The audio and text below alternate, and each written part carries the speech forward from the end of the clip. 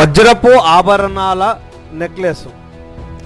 ఈ నెక్లెస్ యందు 7 క్యారెట్ల వజ్రాలు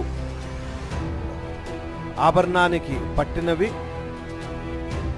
ఇందులో పచ్చ జాతి పచ్చ కమ్మలకు మధ్యలో ఒక స్టోను అటు ఇటు, అలాగే నెక్లెస్కి మధ్యలో కూడా కొద్దిగా పెద్ద సైజు పచ్చని పెట్టి అందంగా వజ్రాలని పొదిగించి చేయించినటువంటి ఈ ఆభరణము 90 గ్రాములు ఆభరణానికి పట్టింది.